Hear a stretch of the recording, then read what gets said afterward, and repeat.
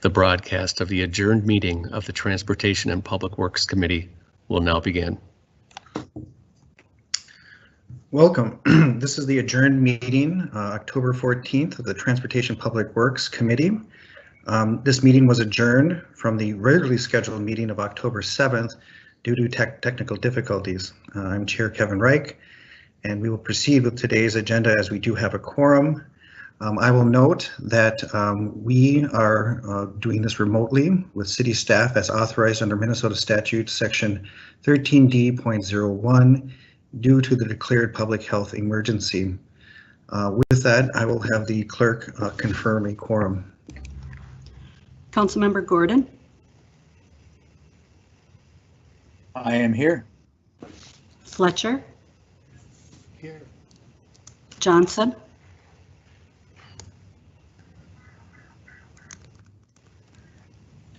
Councilmember Johnson.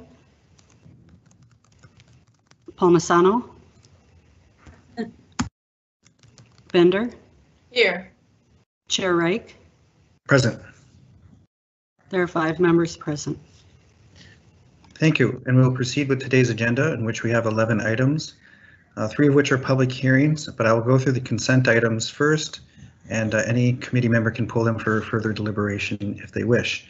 Item 4 is the agreement with the Canadian Pacific Railway for a utility occupancy license for storm sewer crossing at Columbia Golf Course and Park.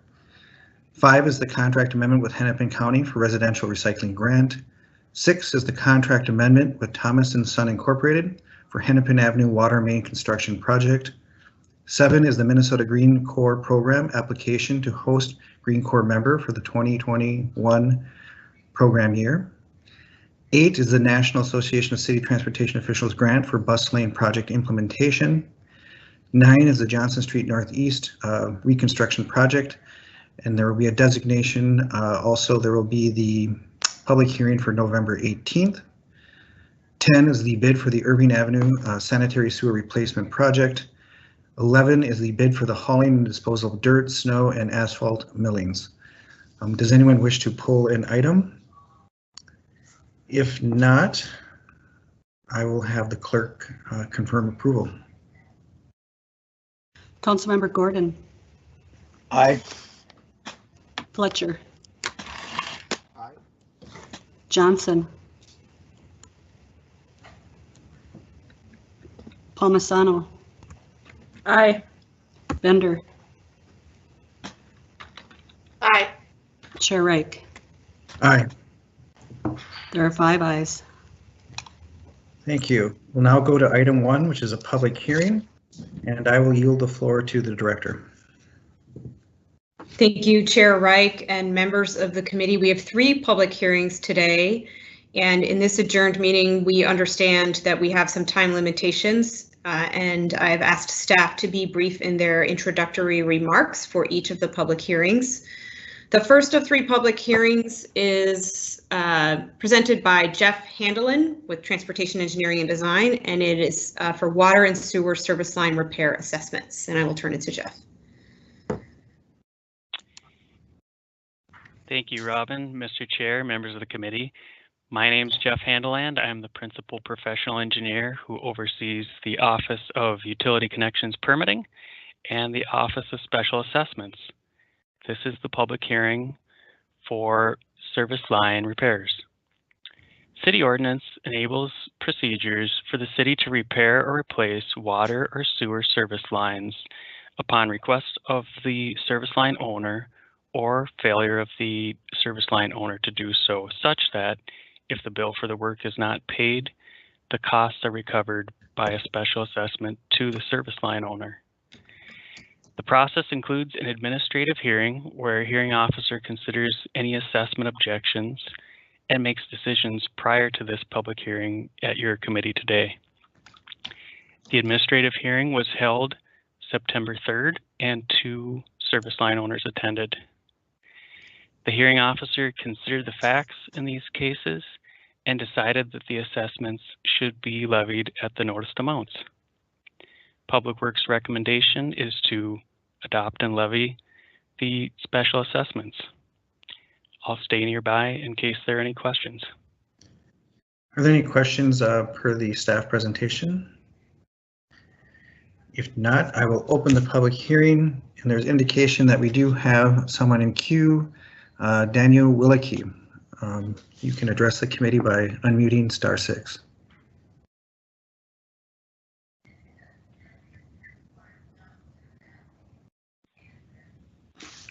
Hello, it's Dan Wilkie. I'd like to thank you for hearing my appeal today. I'd like to begin by discussing my frustrations with the way this assessment has been handled. During the process of getting my water line repaired, I was asked to sign an agreement authorizing the charges for the repair. I called the city to ask if there was any way to adjust the agreement because I didn't want to agree to the dollar amount but I could not afford to fix this large of a project on my own. I was told that I needed to sign the document to get my repair placed on my taxes and that the city would work on a way to lower my obligation. So I signed it against my better judgment, and my charges were not reduced in any way. Now this agreement is being used against me in my appeal of these charges. This is beyond frustrating, as this meeting and my administrative hearing have been my first official opportunities to appeal this assessment during this whole process. It's doubly frustrating when I'm asked in the administrative hearing why I didn't appeal these charges before, when I was given no opportunity to do so. According to the Minnesota Department of Health, there are approximately 49,000 lead service lines in Minneapolis. So this isn't just a problem for me, but a citywide issue. And despite having no easement or control over what infrastructure is installed over this water line within the right-of-way, Minneapolisans are required to cover the full cost. This policy results in individual owners having to pay large amounts of money to repair city infrastructure, putting the onus on the homeowner to fix lead service lines on the city streets is not only a aggressive policy, it is also the least cost-effective way to replace these pipes. Now, Ms. Bender, I was actually a delegate at your first primary election at Jefferson School. You told me, or you said to the crowd, that your platform consisted of your business acumen. And if you were running a business that had 49,000 pipes that need to be replaced, would you fix each of those pipes as they're damaged? I don't believe you would, because when dealing with 49,000 pipes, any reduction in cost can result in major savings in the long run. The fact that the average cost of replacing our lead lines were brought down just $1,000, Citizens of Minneapolis would save $49 million overall. Not exactly a small chunk of change. When a service valve is shut off, water is still present in the pipe from the curb to the main. In my opinion as a civil engineer, this is a public water and thus a part of a public water system.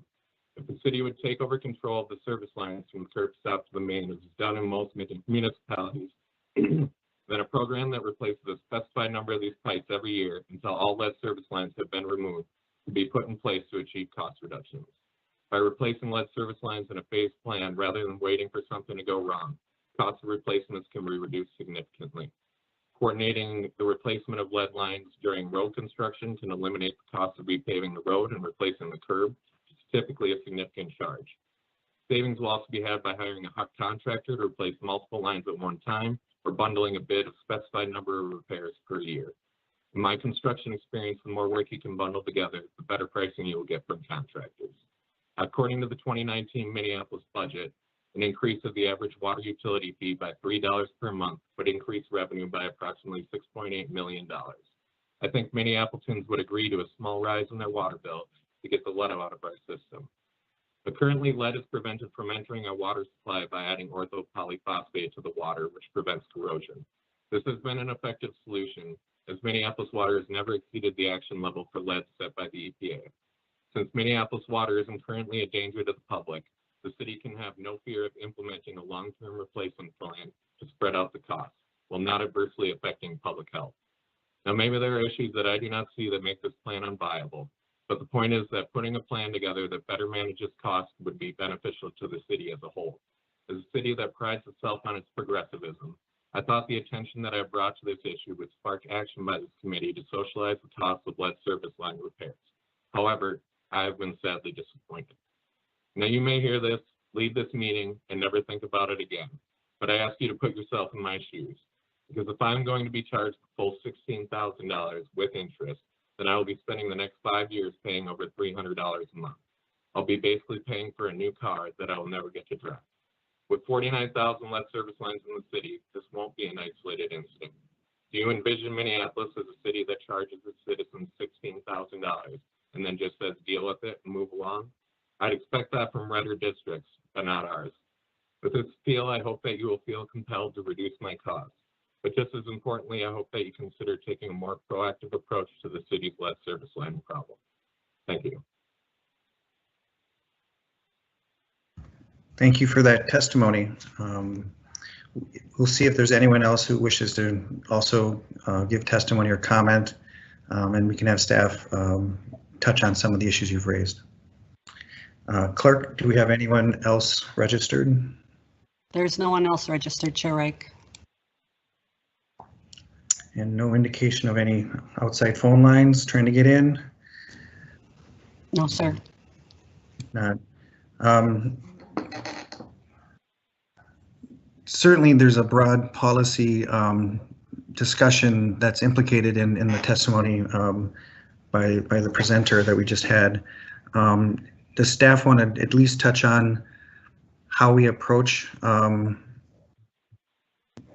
general rationale of our current approach in briefest summary? Chair Reich, this is Robin Hutchison, Public Works Director. I appreciate the detail and thoughtfulness in Mr. Wilkie's testimony. It's always our practice in Public Works to be open and transparent. This is not the first concern that we have heard from both members of our public as well as some council members who have brought an issue to us about the private service lines and how we are handling them. They are currently private service lines and not considered an asset of the city, and this is why we have the structure that we have today. We've prepared over the years multiple rounds of analyses of what it would take for the city to own all of the private service lines and maintain them. This has not been a favorable recommendation in the past. However, I do think this is an ongoing conversation that we have as a city, and we are not adverse to speaking one-on-one with Mr. Wilkie about his concerns and hearing more from him. So that is the response I'll give to you today, is that the current structure that we're working under, they are private service lines. It is the responsibility of the property owner to maintain their private service lines, and we do everything we can to help that process by offering to do the work and spreading the payments out over time. And I do really want to thank Mr. Wilkie. I always appreciate hearing that kind of detail and seeing when a resident has just done an extensive amount of research. So thank you. I appreciate it as well, and I'm glad to hear that we're willing to further engage. I think there's a lot of thoughtful insights that we could glean. And yes, it is true. We've had these conversations amongst policymakers and staff. So this is not anything foreign, and maybe the conversation and consideration be enriched with by engaging Mr. Wilkie. Well, the public hearing is closed. I will move the item, noting that we will look deeper into the policies as they stand. And I will call the clerk to confirm the roll. Oh, Mr. Chair. Oh, Council President Bender, sorry, I didn't see that. Oh, thank you. No problem. Yeah, no, I just wanted to thank you and staff both for offering to follow up. And I'm also happy to follow up as well with my constituent who just spoke. I've been on the council not as long as you, Mr. Chair, but we have had the discussion even in my time in office. And there's always pros and cons to shifting the method of funding for infrastructure. So, the director spoke very briefly to that, but I'm sure all can follow up in more detail and with some of that history offline. So thank you to everyone. Thanks for coming to speak, Mr. Wilkie, and happy to follow up. Super. Anyone else? Not seeing any council members. Now we'll confirm the roll from the clerk. Councilmember Gordon. Aye. Fletcher. Aye. Johnson. Palmisano. Aye. Bender. Aye. Chair Reich. Aye. There are 5 ayes. Okay, we can now move to item 2. Chair Reich, I will introduce Andy Carlson for what is part 2 of our annual special service districts. These are the non-428A districts proposed 2021 proposed services and service charges. And again, in the interest of time, Mr. Carlson will be brief in his introduction. Yes, I will. Good afternoon, Mr. Chair and council members. My name is Andrew Carlson. I'm the project manager for Special Service Districts. Previously, we were before you at the September 10th POGO meeting to present the 2021 services and service charges for our 428A Special Service Districts. As you may recall, 428A refers to Minnesota state statute, which grants municipalities the authority to establish SSDs by ordinance. All the special service districts before you today are non-428A special service districts, or we refer to as legacy districts, which predate the 428A statute. But regardless of a district's origins, all SSDs allow property owners in a commercial area to collectively impose service charges on themselves each year to create a pool of funds. These funds are directed back to the district in the form of enhanced services and special amenities. These enhanced services and special amenities are over and above what the city ordinarily provides. Each special service district is guided by an advisory board that is composed of property owners or their representative within a district. Each advisory board recommends the services, service frequencies, estimated budget, and service charge methodology for their district. SSD service charges are paid via the regular property tax statements issued by Hennepin County. The funds are then transferred from the county to the city, which uses the funds to procure the services described in their annual work plan and budget. The City of Minneapolis Department of Public Works implements the recommended services most often via competitively bid contracts with third-party private vendors. The city provides all advisory board administration, procurement services, contract management, and vendor performance monitoring. Advisory board members also monitor service delivery throughout the year to ensure services are meeting the expectations of property owners in each district. So today we have the 48th in Chicago, Central Avenue, Dinkytown, East Street, Linden Hills, Lowry Hill, Stadium Village, and Uptown Special Service Districts, all seeking approval of their 2021 proposed services and service charges for combined budget total cost estimate of $1,266,000 in private investment within the Minneapolis public right-of-way. Wrapping up here, back in June, Public Works staff worked with each district advisory board to recommend the services, prepare estimated budgets, and review their assessment methodologies for the coming year. These service charges would be collected on their 2021 real estate taxes in the same manner as special assessments.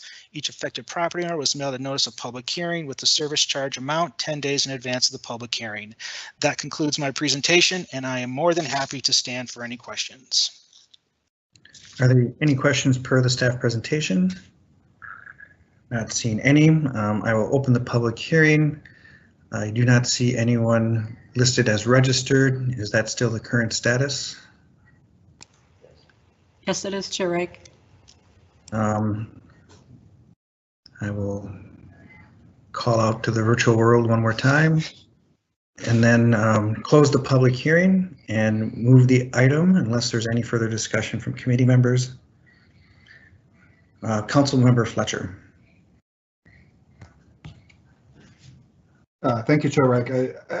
I just wanted to note a real appreciation for the work that these special service districts do and for this program. So thank you to Public Works staff who coordinate this. There's been some very interesting conversations wondering if these special service districts could be potentially a hook or an organizing mechanism for some of the public safety conversations that are going on. I obviously don't want to hold anything up to try to jam solutions into this year's budget proposals, but I do think it's a worthwhile conversation as we move forward. So I just wanted to kind of preview that and note that I've heard from some of the sort of constituent organizations of the special service districts that that's something that they're interested in pursuing. So I'll look forward to that conversation as the program continues to evolve. But thanks to everybody for their work on this. Thank you for those comments. Anyone else from the committee? Any further discussion? I will then ask the clerk to confirm. Councilmember Gordon. Aye. Fletcher. Johnson. Palmisano. Aye. Bender. Aye. Chair Reich. Aye. There are 5 ayes. Now move to the final item, public hearing number 3. Director Hutchinson. Chair Reich and members of the committee, our final public hearing today is amending an ordinance to update solid waste definitions to align with state statute. Dave Herberholz, the Director of Solid Waste and Recycling, and Kelly Kish, the Recycling Coordinator, will make a very brief presentation. I hate to cut them short because they put a lot of time and effort into this. So I will turn it to them for a few minutes of background on this ordinance update. All right, Mr. Chair, committee members, thank you for letting us give a quick overview of these changes. We will be very quick because it is very much a technical ordinance change. It's not going to actually change the way that haulers are currently operating in the city right now. I don't think I have the ability to change slides, so next slide, please. So a quick overview of why we're here. When the zero waste plan was being developed, we realized that the city's hauling license is a little bit complicated and doesn't give us the option to really identify how many haulers are picking up what material types. So we're now working with business licensing to get the hauler license updated and felt it would be best for us to, at the same time, amend some of the definitions so that they match what is in state statute. Next slide, please.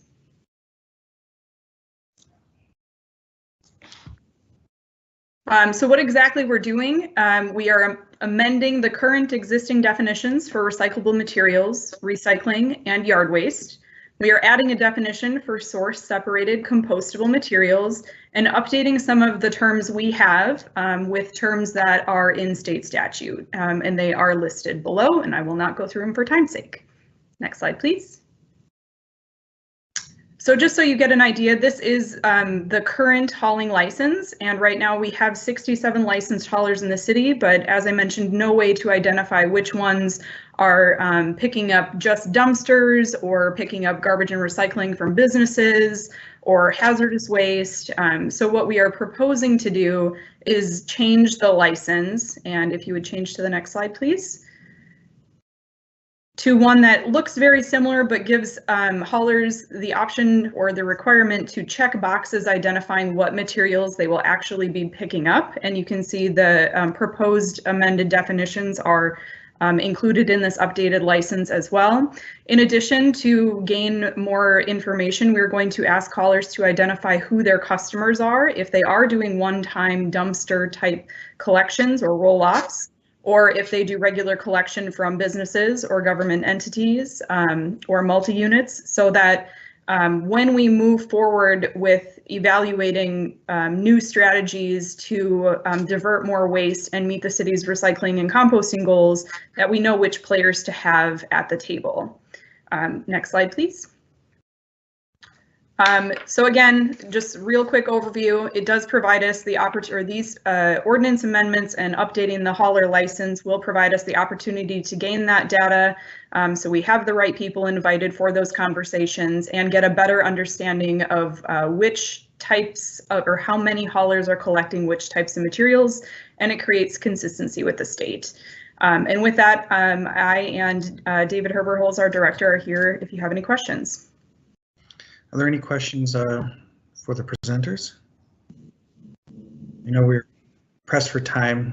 We might have to have a follow-up check-in with some of the next steps we want to do in terms of getting more information to support our objectives vis-a-vis waste collection. I know we had a lot of black box situations. I didn't have the information we needed to know what was going on outside of our controlled hauling, and so this is a step in that direction, in addition to making our language consistent with state statute. But to me, the real value in this work, which I thank you for, is a step in that direction of knowing what's going on out there so we can evaluate and adjust accordingly. So appreciate all the groundwork.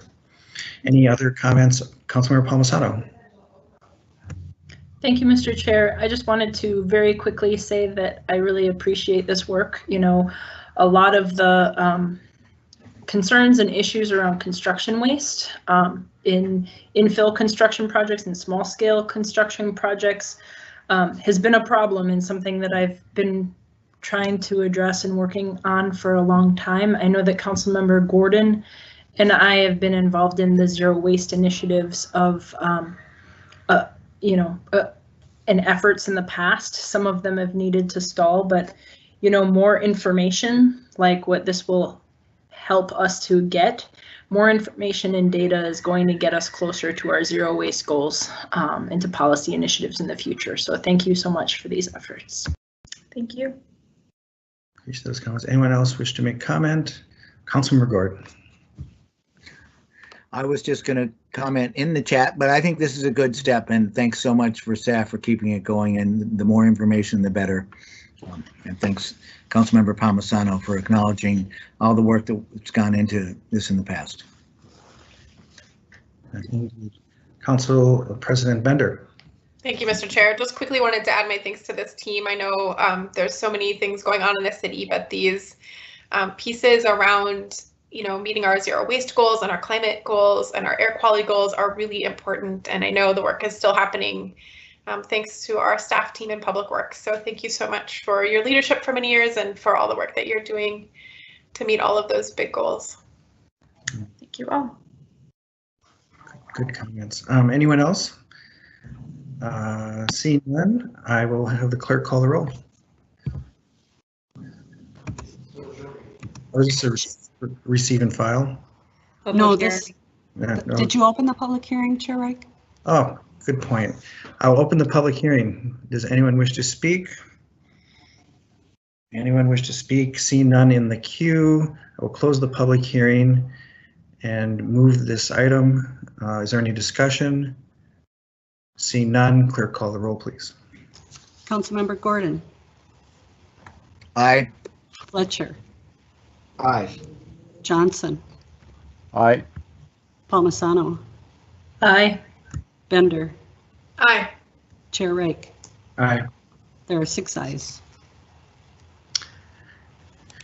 Very good. That carries, and it concludes today's agenda. We are thereby adjourned and can swiftly go to the next meeting.